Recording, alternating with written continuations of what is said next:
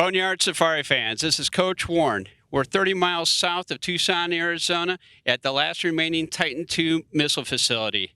We're going to take an exclusive tour today. I'm here with my new friend Dave, and he is a tour guide here, and he's going to take us through this missile facility.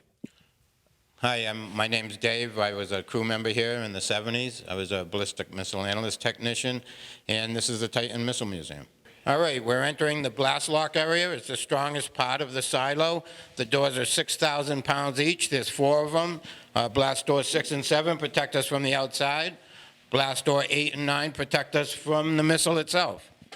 In the control center of the Titan II missile facility. And Dave, could you tell us a little bit about it? Right here is the commander's console. Over there is the deputy's console with the 4 redundant communication devices.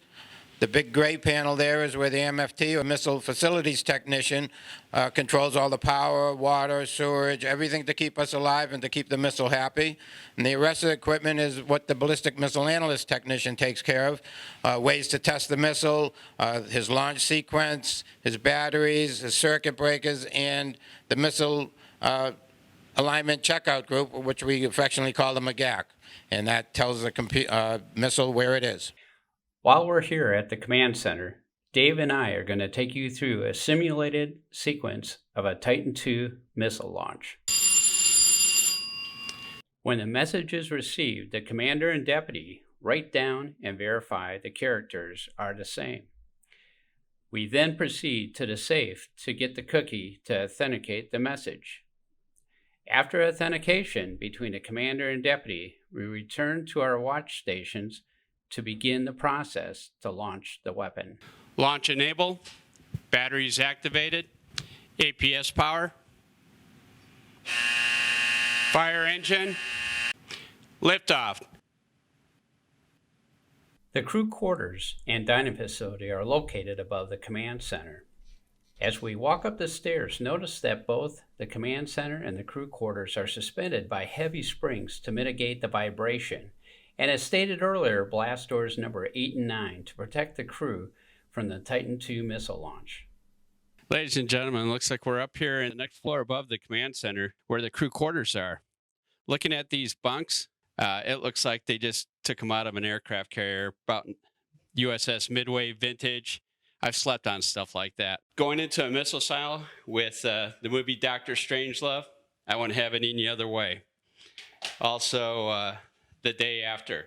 They've got to get their training somehow. Let's take a walk through that underground tunnel that connects to the Titan II missile silo and check out what the components of the underground missile silo look like, along with getting up close to a real Titan II missile. And Boneyard Safari fans, we are in a Titan II missile silo, and we're standing right by a Titan missile. Over to you, Dave, and tell us a little bit about this place. This was the 10th missile made. It came from Shepherd Air Force Base. This was the training missile that all crew members trained on. It's 103 feet tall. The silo is 146 feet deep. This is stage 2. Above me is the reentry vehicle. You can see the sun coming through. The doors were propped halfway open and big blocks put on, so we can't open them anymore. And then a glass dome was put on, and there was a hole cut in the reentry vehicle, so when the Russian satellites fly overhead, they can see that it's not operational and it won't count against our nuclear arsenal. Titan I had to be raised out of the silo before it could be launched. Titan II can be launched from in the silo. It has the thrust of 2 747s at full throttle, so the sound waves would break up the missile before it got out of the hole. So what they did was they put these 1-foot thick panels along the wall filled with spun fiberglass, and then we have a 100,000-gallon tank of water attached to the side of the silo. It dumps water through 4 nozzles at 9,000 gallons per minute into the blast deflector, which turns into steam, which absorbs all the sound waves so the missile can leave safely.